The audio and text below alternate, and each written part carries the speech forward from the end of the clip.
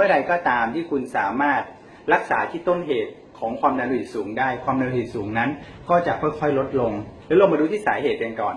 สาเหตุของความดันโลหิตสูงมันเกิดจากการที่หลอดเลือดสมองเนี่ยผนังหลอดเลือดมันเริ่มแข็งตัวเนื่องจากอาจจะเกิดจากการอักเสบของร่างกายอาจจะเกิดจากอายุที่มากขึ้นนะครับอาจจะเกิดจากการที่ออกกำลังกายน้อยอาจจะเกิดจากอาหารจำพวกที่เป็น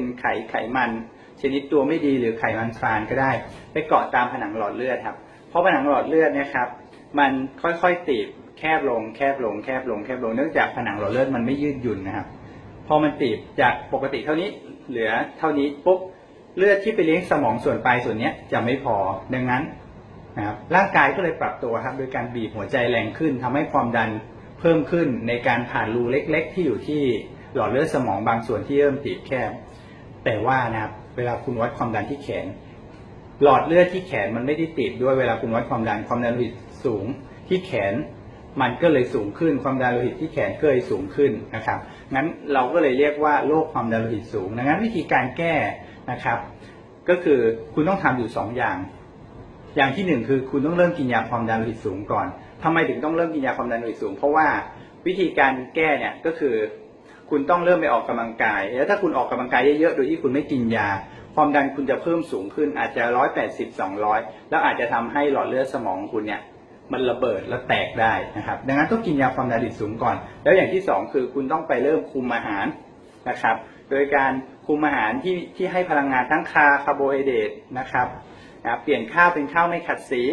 นะครับแล้วก็เริ่มทานอาหารที่มีความมันกะทิลดลงแล้วคุณก็ออกกำลังกายการออกกำลังกายครับที่ดีที่สุดในการลดไขมันผมเคยพูดไปในคลิปก่อนๆแล้วคือคุณต้องออกกำลังกายอย่างน้อยนะครับวันหนึ่งประมาณ 15-30 นาทีขึ้นไปทำไมถึงต้องเป็นแบบนั้นเพราะว่าเราอยากให้ร่างกายค่อยๆทยอยใช้คาร์โบไฮเดรตในกระแสเลือดหรือน้ำตาลในกระแสเลือดจนหมดไปก่อนหรือน้อยลงแล้วร่างกายก็จะเริ่มดึงพลังงานจากไขมันที่ตับไขมันในช่องท้องไขมันใต้ผิวหนังแล้วก็ไขมันที่อยู่หล่อเลือดสมองคุณเนี่ยค่อยๆนำออกมาใช้พอคุณออกกำลังกายต่อเนื่องแบบนี้ไปได้1เดือน2เดือน3เดือนผนังหลอดเลือดของคุณเนี่ยที่มันตีบเนี่ยมันจะเริ่มยืดหยุ่นตัวได้ดีพอยืดหยุ่นตัวได้ดีปุ๊บมันอาจจะเริ่มขยายตัวแล้วทำให้หัวใจเนี่ยไม่ต้องบีบแรงมากในการที่จะ